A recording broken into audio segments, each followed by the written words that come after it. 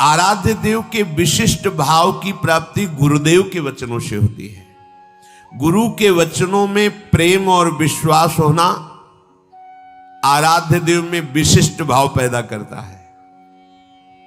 बिना इसके आराध्य देव में विशिष्ट भाव रूपी सिद्धि प्राप्त नहीं होती। गुरु के वचन प्रतीति न जेहि सपने हो सुगम न सुख सिद्धि तेहि। जो गुरु के वचनों में विश्वास नहीं करता उसे स्वप्न में भी न सुख मिलता है न साधना की सिद्धि होती है। गुरु गदित वचन शिष्य सत्य अति दृढ़ प्रतीति गाढ़ो गयो। गुरु के श्रीमुख से निकले हुए वचन को सत्य मानकर विश्वास पूर्वक दृढ़ता पूर्वक पकड़ ले तो बस बात बन गई। बड़ा चमत्कार प्रकट हो जाता है। एक बार एक शिष्य जो निरंतर सेवा में गुरु जी की रहते थे, जब ये फसल का समय आता है तो साल भर के लिए अन्न भिक्षा से मांग लाते थे और गुरु की सेवा में तो भिक्षा मांगने के लिए 10-15 दिन तो लग ही जाते थे। तो कई शिष्यों के साथ वो निकले तो गुरु जी ने कहा, जाओ एक बात कहनी थी, हमारे हृदय में थी, पर ये तुम विचरण करके आ जाओ, भिक्षावृत्ति करके, फिर हम तुम्हें बताएंगे जो आज्ञा। विचरण करके आए तो आश्रम में भीड़ लगी थी। विमान में गुरुदेव का शरीर पधराया जा चुका था। उन्होंने पूछा क्या हो गया? बोले आपके गुरुजी पधार गए।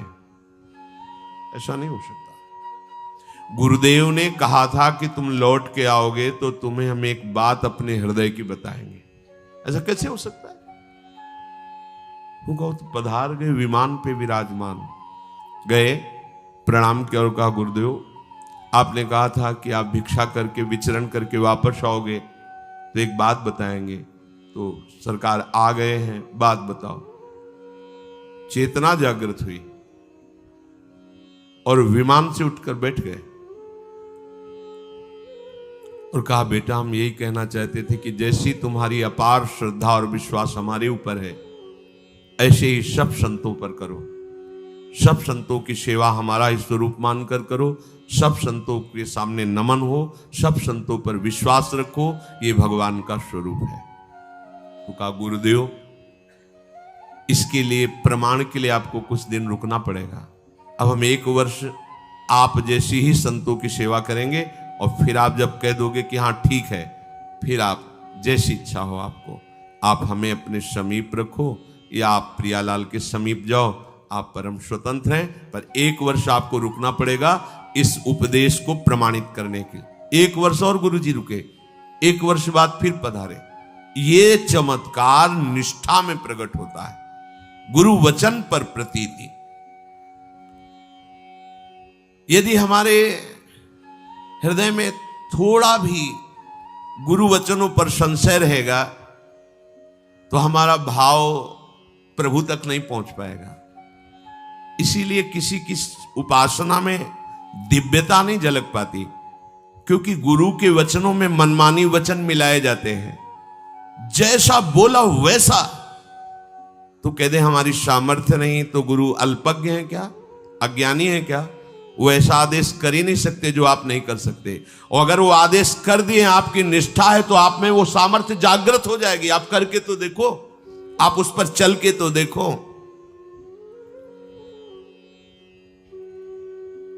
एक आदेश पालन के विषय में उदाहरण आता है। श्री समर्थ स्वामी रामदास जी महाराज अपनी मंडली के साथ एक जंगल में गए तो देखा कुआं भी है, छाया भी है, ठाकुर जी विराजमान किए, बैठ गए। जल लाओ, तो जल लाया गया तो उसमें बहुत से पत्ते झरझर के डाली से गिरे थे, तो दुर्गंध आ गई।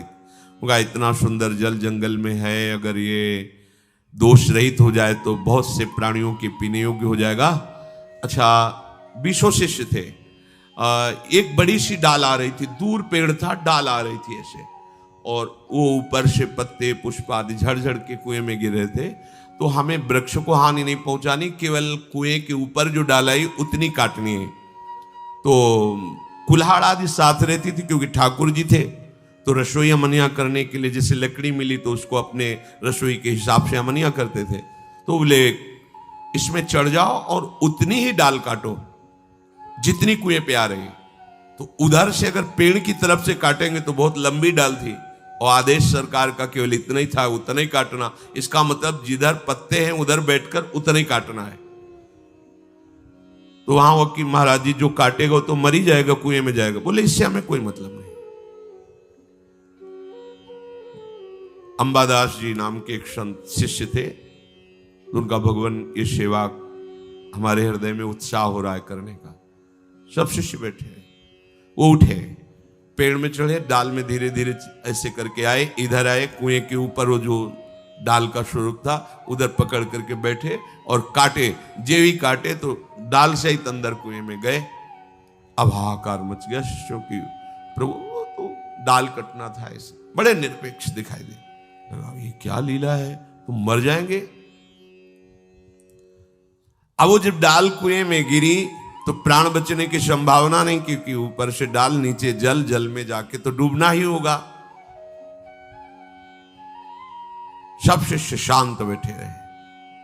थोड़ी देर में देखा कि श्री राम जय जय राम, श्री राम जय, दिव्य तेज कुएं से प्रकट हुआ और भगवत पार्षद उनको ऊपर ला करके, डाल भी बाहर, पत्ते भी बाहर, पानी अमृत जैसा सुगंधित, और वो शिष्य दिव्य तेजों में। तो उनका बड़ी देर लगा दी ऊपर आने में।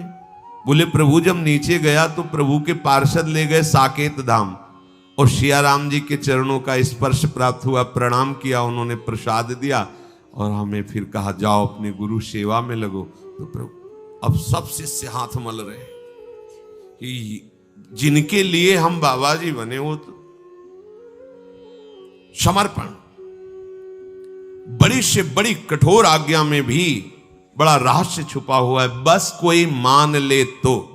सब तरस गए कि सिया राम जपते हैं, एक बार भी झांकी नहीं मिली, चरण छू के आ रहे, कहे गुरु आज्ञा में प्राण समर्पण। गुरु वचनों में रति, ये भगवत आश्रय का चमत्कार, अपने आराध्य देव में विशिष्ट भाव।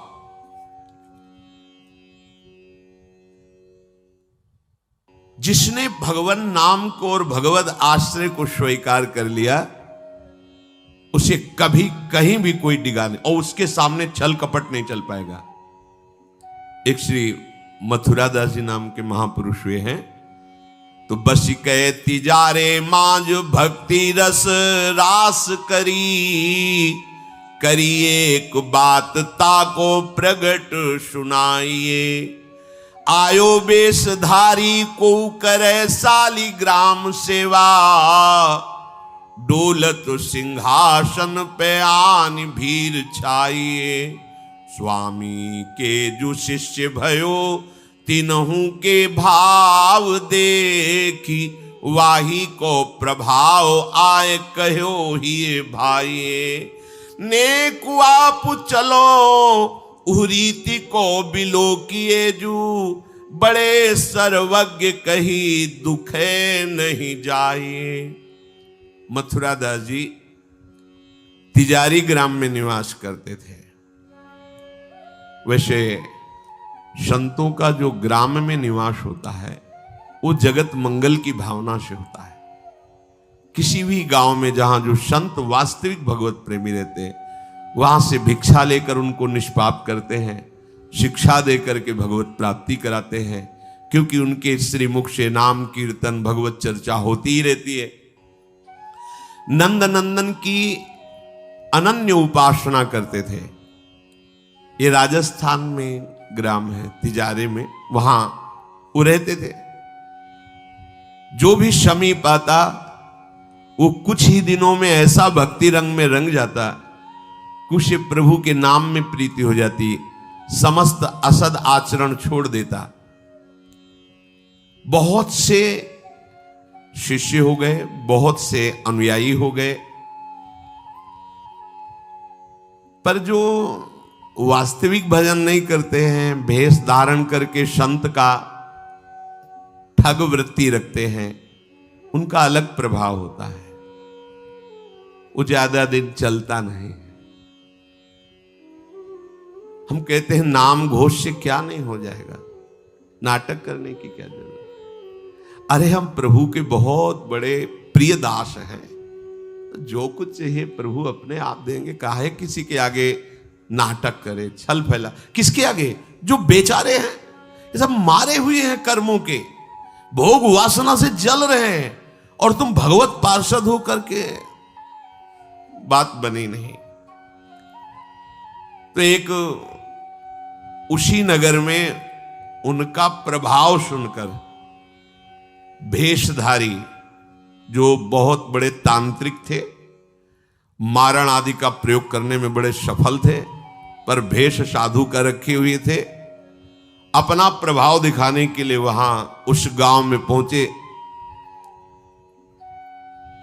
पहचानना बड़ा कठिन होता है, साधु और वेशधारी दोनों में पहचान बहुत कठिन होती। जब तक आप साधु नहीं हो तब तक आप साधु को नहीं पहचान सकते हो, क्योंकि जो वेशधारी स्वांग करेगा वो साधु से भी अच्छा करने की चेष्टा करेगा, क्योंकि स्वांग कर रहा है ना, तो बड़े बड़े भ्रमित हो जाते हैं। दर्शन भक्त अनूप सेवक जी ने लिखा है, पर रूप न शोभित प्रीति बिनु, और प्रभाव उनका ऐसा भरम भटकत भूप, बड़े बड़े राजा भ्रमित होकर उनके शिष्य बन जाते हैं। वेश का ऐसा प्रभाव है। इसीलिए भगवत रसिक जी ने एक पद में लिखा है, भेषधारी हरि के उर शालें। जो वेश केवल बनाया है रुपया पैसा के लिए, भोगों के लिए, हमें तो लगता है नहीं बनाना चाहिए, और काम कर लेना चाहिए, क्योंकि इसमें शुद्ध संतों को गालियां पड़ती हैं, शुद्ध भगवत मार्ग के पथिकों का अपराध बनता है, जिससे तुम कुल परंपरागत नष्ट हो जाओगे। जो वेश धारण करके संतों को गालियां दिलाते हैं, कुल परंपरागत नष्ट हो जाएंगे। क्योंकि जैसे आपकी श्रद्धा है किसी संत वेश पर, और आपकी श्रद्धा टूटी, गलत आचरण हुआ, तो आप ही कहोगे सब ऐसे संत होते हैं, ऐसी गालियां दोगे, ऐसा अपराध करोगे, उसका मूल कारण वो बना वेशधारी, इसलिए उसका सर्वनाश होगा। तुम्हारा तो पतन हो ही गया, उसका सर्वनाश हो जाएगा। भगवत रसिक जी ने जहां भगवत महिमा, संतों की महिमा लिखी है, वहां एक दो पद ये भी लिखे हैं कि वेशधारी हरि के उर शालें। वेश जो केवल कपट वेश बनाए हैं, वो भगवान के हृदय में बड़ा दुख पैदा करते हैं, क्योंकि दासत्व तो भगवान का ही लिए है ना। बोले ये लोग दंभी लोभी कपटी नट से शिष्णोदर को पाले। शिष्ण कहते हैं जनेन्द्री को, उदर कहते हैं रसेंद्री को।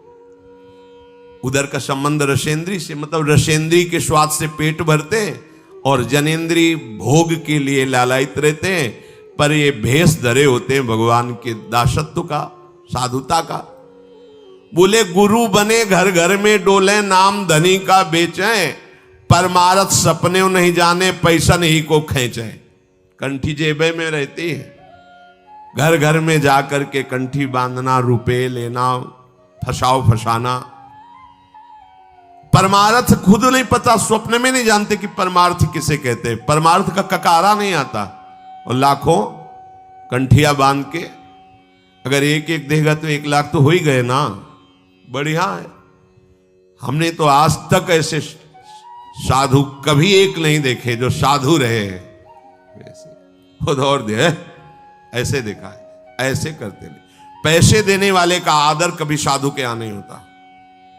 अगर आदर हो रहा है तो साधुता में कच्चाई है। धनी, अभिमानी, पदाधिकारी, पैसों वालों का आदर साधु के यहां नहीं होता। अगर होता है तो कच्चाई है, सच्चाई नहीं है। सच्चाई होगी तो जान रहा है कि जिसके द्वारा भेजा गया है हम उसको देख रहे हैं। तेरे को क्या दे, तेरे को लग रहा है तो हमने एक बार कसम खवाई थी, 3 बार कहा था तुम्हें तुम्हारे आराध्य देव की कसम है, अगर ऐसा लगता हो कि यहां तुमसे पोषण होता कभी मत देना, क्योंकि हमें पता है हमारा भरण पोषण हमारे गुरु से होता है, आचार्य से होता है, इष्ट से होता है। जिसने सृष्टि बनाई वो तुमसे सहयोग नहीं लिया है, अकेले बना लिए। तो हमारा भरण पोषण करने के लिए तुम्हारे जैसे को निमित्त बनाने की जरूरत नहीं है।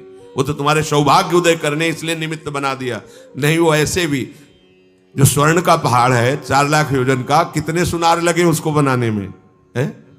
अरे वो एक क्षण में सब कर तुम अन्यथा कर तुम। इसके लिए खोए रतन फिरत जे घर घर कौन काज ऐसे जिए, हरिवंश चंद्र महाराज कह रहे। इसके लिए भटकना पड़े कि कोई मुझे धन दे दे, कोई मेरा चेला बन जाए तो मुझे भोग सामग्री समर्पित करे, तो इसका मतलब अभी परमार्थ का पता नहीं है। और कबहू को वक्ता होए बनी बैठे, कथा भागवत गावे, अर्थ अनर कछु ले भाषे, पैसल ही को धावे। श्लोक क्या कह रहा है, उसका भावार्थ क्या है, उसका रहस्यार्थ क्या है, अनुभव कुछ नहीं है। बस कबहू कवे हरि मंदिर में सेवाएं करे निरंतर बासा, भाव भगत को भेद न जाने पैसन ही की आशा। नाचे गावे चित्र बनावे कहे काव्य चटकीली, साच बिना हरि हाथ ना आवे, रहनी है सब ढीली। बिन विवेक वैराग भक्ति बिन सत्य नये को मानो, भगवत विमुख कपट चतुराई सो पाखंड जानो। वेशधारी हरि के उसको सहन नहीं हुआ। मथुरा दास जी की भक्ति का प्रभाव, हजारों लोग अनुयायी, हजारों लोग शिष्य बन गए। तो अब वो तांत्रिक था, तंत्र मंत्र का उसे बहुत ज्ञान था।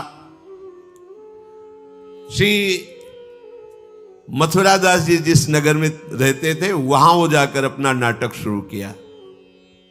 उसने सब जगह प्रचार प्रसार किया। मैं गंडकी नदी में 12 वर्ष तक खड़े होकर के तपस्या करके आया हूं, केवल दूध का आहार करता था। उसके प्रभाव से शालिग्राम भगवान हमारे बस में हो गए।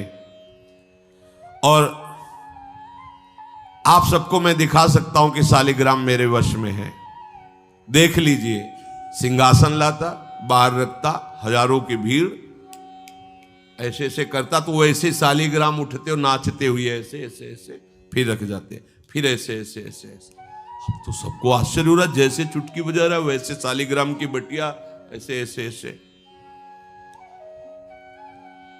लोग भीड़ कटने लगी, क्योंकि अब जैसे राधा राधा कहो, कोई जंतुर नहीं है, कोई भस्म नहीं है, कोई वादा नहीं है, तो फिर कम वहां तो दिखाई दे रहा ना ऐसे।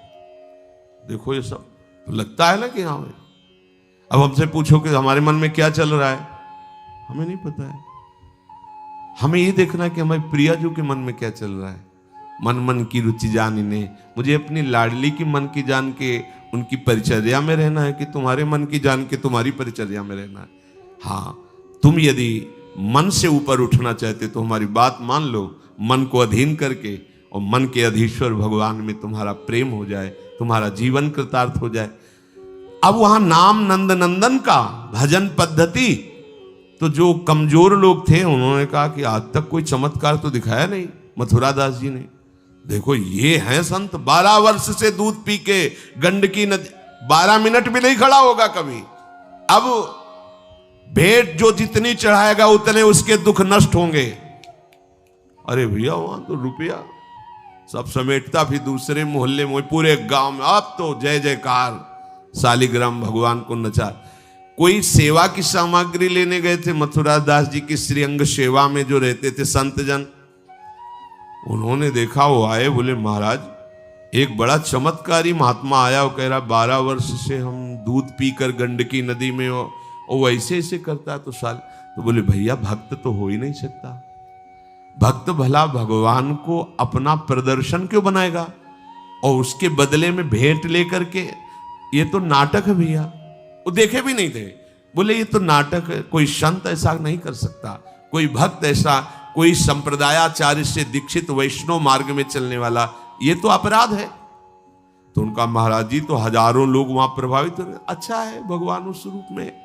बोले नहीं महाराज, फिर सत्य मार्ग के प्रकाशित करने के लिए आप यहां विराजमान, अगर उसका कपट पाखंड चला तो हजारों लोग धोखे में हो जाएंगे, चलो आप एक बार उसके सामने। तो उनका कि यदि हम उसके सामने गए तो उसका सब ये दुकान बंद हो जाएगा। बोले महाराज जी आप जरूर चलो, क्योंकि आपके चलने से यदि लोगों की श्रद्धा भगवान में वास्तविक लगे तो आप भी तो यही चाहने के लिए यहां गांव में वास कर रहे हो। उनको बड़ा दुख हुआ कि एक तो उसको दुख होगा, उसका नाटक बंद होगा, दूसरा कि वो जान क्यों नहीं रहा है जिन भगवान को तुम नचा रहे हो, अगर वास्तविक उनके तुम सेवक बन जाओ तो तुम्हें सब कुछ प्राप्त हो जाएगा। शालिग्राम भगवान श्री हरि ही है, कोई और नहीं है। पर बहुत जब उन्होंने कहा तो कहा चलो अच्छा, तो पाए परि गए लेके जाए ढिग ठाढ़े भये, चाहत फिरायो पे न फिरे सोच पर्यो है, जान गयो आप कछु याही को प्रताप ये पे, मारो करि जाप यो विचार मन धर्यो है, मुठी ले चलाई भक्ति तेज आगे आई नाही, वाही लपटाई भयो ऐसो मानो मर्यो है, हुए करि दयाल जा जीवायो समझायो, प्रीति पंथ दर्शायो ही भायो शिष्य कर्यो है। सभी शिष्यों ने चरण पकड़ करके मथुरा दास जी को मनाया कि आप वहां चले। तो आप गए सादैवस्त्र सहज स्वरूप साधु का, जाके भीड़ भी इनके साथ है कि भाई मथुरा, उनका भी प्रभाव था तो बहुत सी भीड़ साथ गई। जाकर के गांव वालों ने कहा कि भैया वो आप जो स्वामी जी दिखाते थे शालिग्राम भगवान का चमत्कार वो दिखाइए, हमारे गुरुजी आए हुए हैं। ये तो उसने जाना था कि महिमावान है तभी तो वो आया था, पर उसको ये पता नहीं था कि हमारा प्रोग्राम इनके सामने नहीं चल पाएगा, क्योंकि भगवान नाम जापक के आगे कोई तंत्र मंत्र, कोई श्राप पाप ताप ये सब नहीं, वास्तविक जो भगवत मार्ग में है। अब उसने निकाला सिंहासन और पूरा सब शालिग्राम जी को, तो केवल चुटकी ही बज रही थी, शालिग्राम भगवान वहीं बैठे थे। हर प्रयास कर लिया, कोई चमत्कार नहीं। लोगों ने कहा कि दिखाओ ना, अब ये हमारे गुरुजी हैं, गांव में रहते हैं। अब भक्त की निष्ठा के सामने भगवान को भी छोटा बनना पड़ता है। इतने महान भगवान भक्त बलि जी के सामने बामन बन के भीख मांगने के लिए गए। भक्ति निष्ठा जीत सकते थे, आज्ञा दे सकते थे, ना आज्ञा दी और ना विजय प्राप्त की। भिक्षा में मांग करके दिया माता अदिति को कि आपकी चाह है कि राज्य पद देवराज को मिले, तो आपकी आराधना से मैं जाऊंगा, पर वो मेरा भक्त है, ना युद्ध करूंगा ना आज्ञा दूंगा, पर मांग के लाऊंगा। भगवान भिक्षुक बन के गए। भक्त के आगे नौटंकी नाटक कहां चल सकता है? अरे जुगनू तब तक चमकती रहे जब तक सूर्य प्रकट नहीं होता। सूर्य प्रकट हुआ तो लाखों जुगनुओं का कोई मतलब नहीं रह जाता। नौटंकी नाटक ये साधुता का भेष धर के कितने दिन चलेगा? जिस दिन पोल खुलेगी ना उस दिन सब नष्ट हो जाएगा, सब नष्ट हो जाएगा। लोग परलोक तो पहले ही नष्ट हो चुका था। पाखंड न करे। हम कह रहे तुम्हें धन चाहिए, तुम्हें सम्मान चाहिए, राम राम भजो, कृष्ण कृष्ण भजो, हरि हरि भजो, विश्व नमन करेगा, ईमानदारी से भजो। हमने ऐसे संत भगवान देखे, ककारा नहीं पड़े, कुछ नहीं जानते, बस एक ओम, दुई ओम, तीन ओम, चार ओम ऐसे जपते, और लोग न्यौछावर थे, सीधे सरल ओम ओम, राम राम, कृष्ण कृष्ण, साफ सीधे। कबीरदास जी जैसे वहां पर राम राम राम राम। श्री स्वामी सत्संगानंद जी महाराज बक्सर, बस इतने। जब कोई बेटा राम राम, ऐसे लगते थे कि मतलब इनको पी जाएं, अपने हृदय में रख ले। इतने दुलारे वयोवृद्ध थे, ऐसा सुंदर रूप, ऐसी कोमलता, ऐसा आकर्षण, बस राम राम राम राम। अरे प्रभु के नाम में क्या नाटक करने की जरूरत क्या है? पाखंड कर। प्रभु महालक्ष्मी पति हो, तुम्हें लक्ष्मी ही चाहिए तो वो सब दे देंगे। काहे को नाटक करे? काहे को किसी को भ्रम में डाले? तुम भ्रम में हो, दूसरे, अरे भैया तुम राम राम जपो, कृष्ण कृष्ण जपो, तुम्हारा मंगल इसी, बस इसी में मंगल होगा, दूसरा मंगल कर ही नहीं सकता। अब उनके प्रभाव से उनका कुछ नहीं हुआ। अब तो लोग कहने लगे दिखाओ ना, इसका मतलब तुम नाटक कर रहे थे। अब सबके सामने उसका मान नष्ट हुआ, उसका सब तंत्र बेकार हो गया। कुछ लोगों ने कहा पकड़ो और मारो इसको, पीटो, बहुत नाटक करके रुपया कमा लिया, सब छीन लो, धन छीन लो। किसी ने कहा मार पीट के इसे न्यायाधीश के पुलिस डिपार्टमेंट को दो। ये मथुरा दास जी ने सबसे कहा देखो अगर हमको लाए हो तो हमारी बात मानो, इनको किसी भी तरह का कष्ट मत दो, कोई भी बंधन नहीं।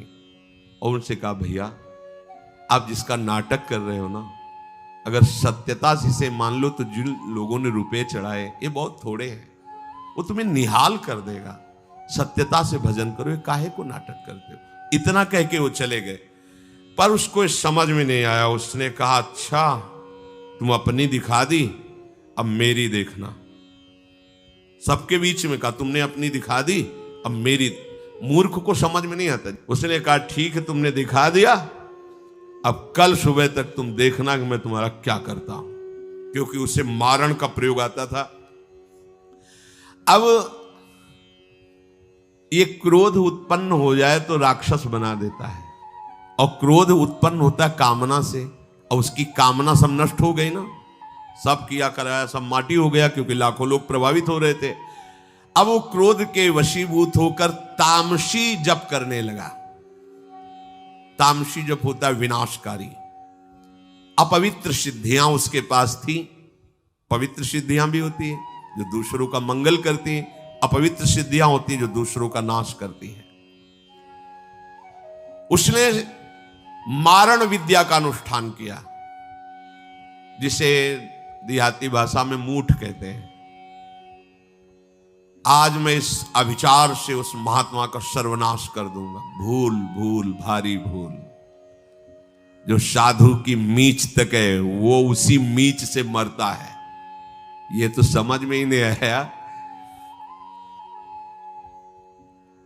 सरस्वती जी को देवता और ब्रह्मा जी सब प्रार्थना कर रहे हैं कि अयोध्या वासियों की बुद्धि तो बदल दी, वापस गए। भरत जी आ रहे हैं, इनकी बुद्धि बदल दो, नहीं भरत जो कहेंगे वही राम करेंगे।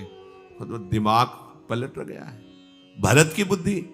अरे प्रभु का इशारा था इसलिए अयोध्या वासियों की बुद्धि बदल दी। भरत जी के विषय में सोचोगे भी तो नष्ट हो जाओगे। महाप्रेमी भरत के विषय में सोचना ही तुम्हारे लिए अमंगल हो जाएगा। और हम क्या करोड़ों सरस्वती भी हो तो भरत की भाव भरी भक्ति में बाधा नहीं पहुंचा सकती। अब उसने प्रारंभ किया, बैठ करके आसन में मूठ का एक खप्पर जैसी आकृति प्रकट होती है, और उसमें जाजुल्यमान तेज होता है। और वो जहां जाएगा तो जिसके पास जाना है वहीं शुरू हो जाएगा उसका खून पोकना, नीचे से शौच द्वार से मुंह से खून की उल्टी आना, उसके पहुंचते पहुंचते, और जहां पहुंची तो वो नष्ट हो जाएगा, मर जाएगा और वापस चली जाएगी। वहां जाके प्रमाण देगी कि हम काम कर आई है। वहां भक्तों ने देखा कि एक खप्पर में आग जलती हुई राउंड राउंड से गोला होता, तो जाके कहा मथुरा दास जी ये उसकी चलाई हुई मूठ है, तुम कुछ परेशान मत हो, यहां कुटिया की डेहरी में भी प्रवेश नहीं करेगी। अब वो आकर के मारण बस वहां घूम रहा है।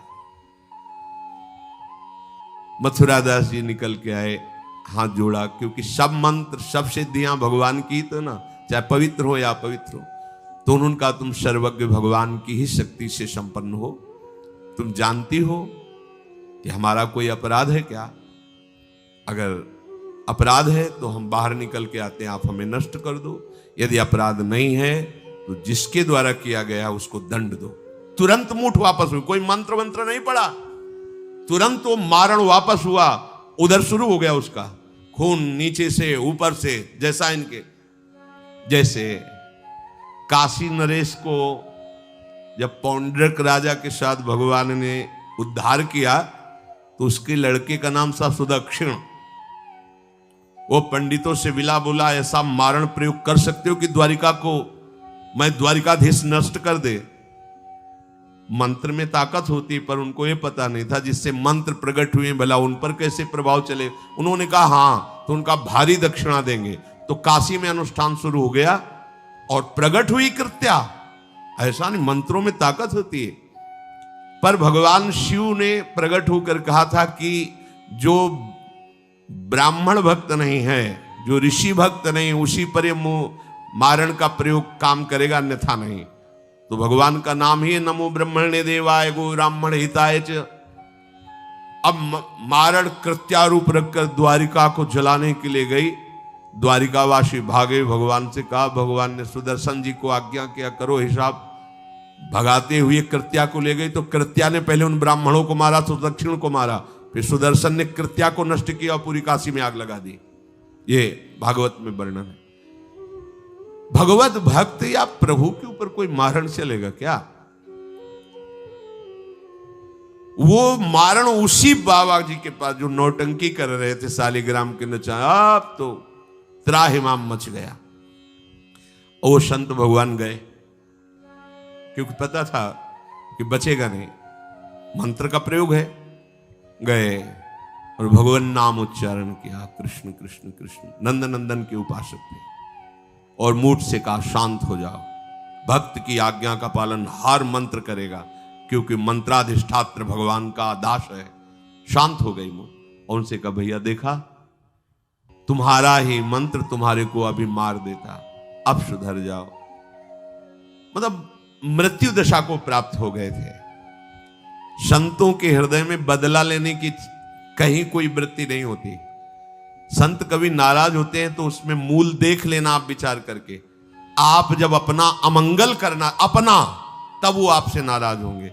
अगर आप उनका कोई कष्ट, वो नाराज नहीं होंगे, वो सह जाएंगे और आपका मंगल मनाएंगे। जब आप अमंगल अपना कर, तब वो डांटते हैं। अगर आप वो ये देख लें कि आप प्रहार कर रहे हो, तो फिर वो नहीं, फिर तो तुम्हारा मंगल मनाएंगे, आप उनको मारो, कभी डांटेंगे नहीं।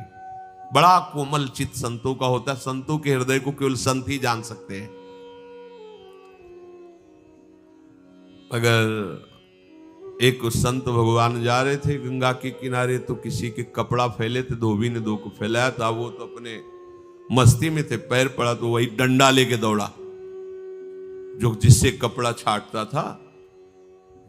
भगवान ने तुरंत सुदर्शन चक्र का स्मरण किया, फिर चक्र से कहा अंतर्ध्यान हो जाओ। तो रुक्मिणी जी ने पूछा, प्रभु ये लीला तो किसी भक्त की रक्षा के लिए होती, फिर आपने क्यों रोक लिया? बोले जब वो डंडा लेके दौड़ा तो महात्मा जी भी उठा पटक दिए, घूंसा चला रहे थे, तो हमने कहा सुदर्शन की जरूरत नहीं है, दोनों बराबर ही है। साधु यदि क्षमा कर दे तो होश में हो जाना, अगर वो डांट दे फटकार दे तो निर्भय हो जाना, बच गए। और अगर वो मौन होकर के क्षमा कर दे, कुछ न बोले, तो उमा क्षमा श्राप होते भारी। फिर जो मालिक हिसाब करेंगे फिर वो सह नहीं पाओगे। इसीलिए भगवत प्रेमी महात्माओं का कोई अपराध न मने, भगवान से मनाना चाहिए कि हे नाथ, मेरी कभी बुद्धि ऐसी मलिन न हो जाए कि आपके नाम जापक, आपके प्रेमी संतों के प्रति हमारा द्रोह भाव हो। भगवान का चरणामृत उतारा, शालिग्राम का उसको पिवाया और बैठा ला और कहा, देखो जिन प्रभु की आराधना प्रभु को अधीन कर लेती है, प्रभु के धाम की प्राप्ति कराती, तुम चंद रुपयों के लिए नाटक कर रहे हो।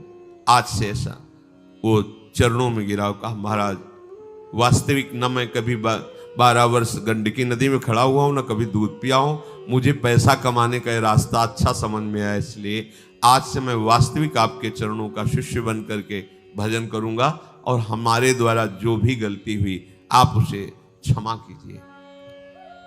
भगवान कह रहे हैं परम धर्म है, इसमें निर्भयता है।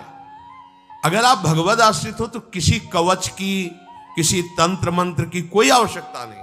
सीधे सरल बोलो राधा राधा राधा, राधा वल्लभ शेर, कोई कुछ नहीं कर सकता। भगवान नाम में नमो नमः आदि कुछ भी ना लगे तो भी वो परम सामर्थ्यशाली है। हाँ, बस छल कपट मत करो। तुम्हें जो चाहिए लंबे समय तक नाम जप करते रहो। नाम पहले तुम्हारे पापों का नाश करेगा। जब तक पापों का नाश करेगा तब तक तुम नाम का फल नहीं देख पाओगे।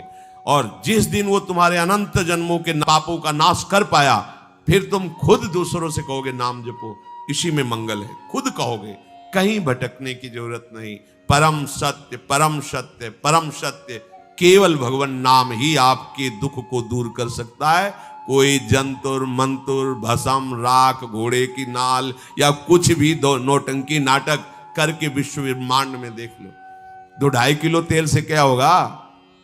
पूरा कैंटर ले जाओ भर करके और शनि भगवान को नवा दो, भगवान के विमुख हो तो वही तुम्हारा नाश कर देगा। और बूंद ना चढ़ाओ, राधा राधा बोलो, हाथ जोड़े खड़े रहेंगे तुम्हारी सेवा में। महाप्रभु हरिवंश चंद्र जी कह रहे हैं, जो पे कृष्ण चरण मन अर्पित तो करी है का नवग्रह रंक। कोई तुम्हारा बिगाड़ सकता है? अरे जब किसी बड़े पदाधिकारी का हाथ होता है तो छोटे सलूट मारते हैं। आप भगवान के दास हो, भगवान के बच्चे हो, भगवान के अंश हो, कोई तुम्हारा बिगाड़ नहीं सकता। हां, तुम्हारा कर्म ही तुमको बिगाड़ता है। तो जब तक बिगाड़ने वाले कर्म जमा हैं, उनमें आग नहीं लगती, तब तक आपको नाम जपते हुए भी परेशानी लगेगी। और जिस दिन वो भस्म हो पाया, उसी दिन तुम निहाल हो जाओगे। इंतजार करो उस दिन का, नाम जप करते हुए। ऊबो मत कि हमें 4 महीना हो गए नाम जप कर। 1000-2000 जन्म नहीं, करोड़ों जन्म हो गए, हमसे बड़ी गलतियां हुई। नाम भगवान सबको मिटा रहे, इसलिए श्रद्धा और विश्वास पूर्वक नाम जप करो। भागने दौड़ने की जरूरत नहीं। किसी अन्य उपाय से आज तक कोई परम सुखी नहीं हुआ है। ध्यान, शब्द याद रख लो।